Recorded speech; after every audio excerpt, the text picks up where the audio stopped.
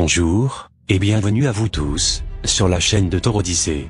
Voici une vidéo, qui a été posée sur les sites anglo-américains, le mercredi 20 août 2014. Dans cette vidéo, vous allez comprendre la triste réalité des choses, de ce qui se passe en ce moment, les mauvaises interprétations de tous les textes religieux confondus, etc. Car comme vous le savez, la secte des Illuminati est bien réelle, et ils utilisent cette triste réalité pour causer l'effondrement de toutes les connaissances archéologiques, religieuses et conceptions scientifiques classiques. De nouvelles découvertes démontreront aux gens l'erreur fondamentale des doctrines religieuses traditionnelles. Cette falsification de l'information aura pour but de convaincre tous les peuples que leurs enseignements religieux ont été mal interprétés et détournés depuis des siècles.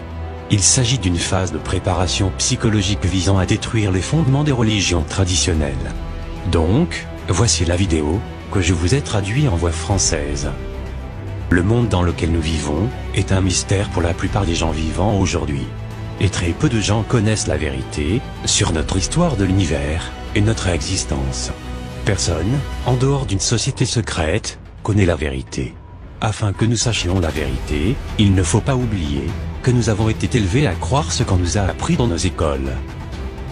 Souvenez-vous, depuis Adam et Ève, Lucifer combat Dieu en s'attaquant à sa créature préférée, l'humain.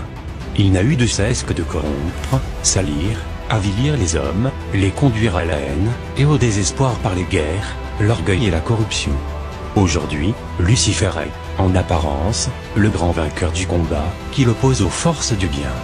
Il règne sur la terre, et va bientôt pouvoir mettre en place son fameux nouveau gouvernement mondial, avec comme chef, l'Antéchrist. Je vous rappelle que le pouvoir occulte qui dirige notre monde est constitué à sa tête de la secte des Illuminati. Les Illuminati sont dirigés par les 13 familles les plus puissantes du monde, qui en constituent le pouvoir suprême, et leur organe de commandement est le Conseil des 300. Ce sont 300 personnes réparties dans le monde, qui se connaissent toutes et se cooptent entre elles, qui sont des acteurs, des chanteurs, des PDG, des politiciens, des policiers, des militaires au gradé, etc. Tous sont des lucifériens qui pratiquent une très puissante magie noire d'extermination. Les hommes qui constituent le pouvoir occulte derrière les affaires internationales et nationales sont les Illuminati. Ces lucifériens ont utilisé le sionisme et l'antisémitisme, le communisme et le fascisme, le socialisme et le capitalisme égoïste, pour faire progresser leurs plans secrets et amener un gouvernement mondial qu'ils ont l'intention d'étendre et de contrôler. Donc, voici en détail leur plan. Petit a, la mise en place d'un monde sans Dieu, où la chrétienté serait éliminée.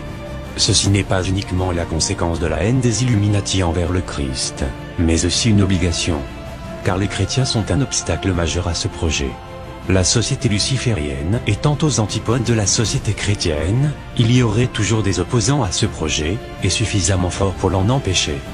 Petit b, la mise en place du nouvel ordre mondial, c'est-à-dire un gouvernement mondial, nécessite au préalable que les peuples soient persuadés qu'il s'agit de la seule solution viable pour éviter la guerre. Encore faut-il qu'il y ait des guerres, d'où le fameux mot d'ordre, ordo ab chaos, l'ordre à partir du chaos. Il faut susciter et provoquer des guerres pour que les peuples, exsangues, épuisés et ruinés, acceptent avec joie un gouvernement mondial totalitaire, soi-disant, source de paix.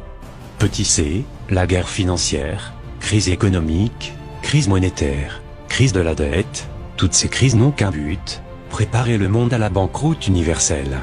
Aujourd'hui, toutes les conditions sont réunies. Un grain de sable peut tout stopper en quelques heures, et le monde s'arrêtera de tourner car sans argent, on ne peut rien faire. Petit d, la guerre conventionnelle, ou militaire. C'est la plus classique. Là aussi, tous les pions sont en place, sous les yeux d'une population occidentale déjà préparée et résignée.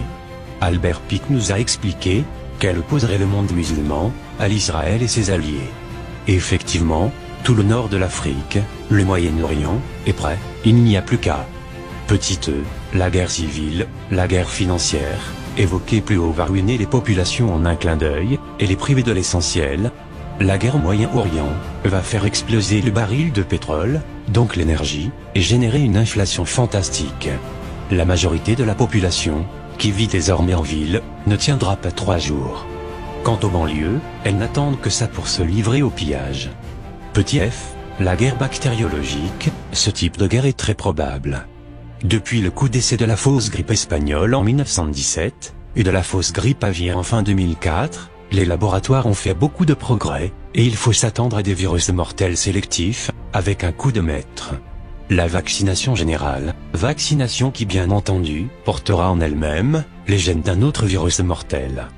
Petit exemple, le virus Ebola modifié, qui a été réimplanté exprès dans certains pays pauvres en 2014, tout ça pour une élimination radicale de la population. Petit g, la cyberguerre, cette forme de guerre est redoutable, car elle agit sur des éléments qui nous sont devenus essentiels, l'électricité et les moyens de communication. Plus de liaisons satellites, c'est plus de téléphone, d'internet, de télévision, etc.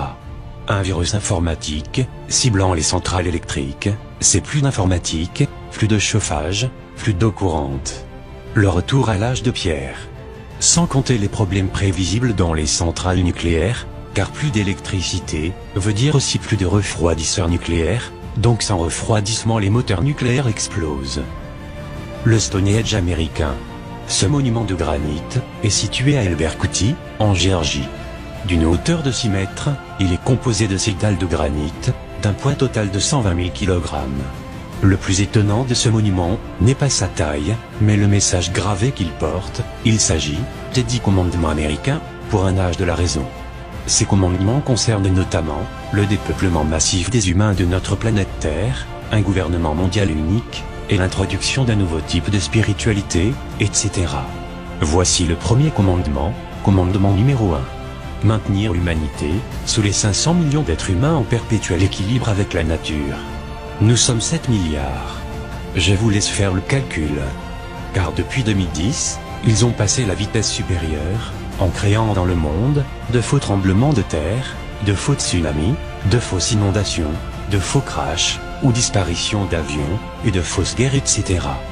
De l'année 2010 à 2012, en 2 ans de temps, ils ont ramassé plus de 3 millions de décès d'êtres humains, dans le monde. Et malheureusement, ce n'est que le début.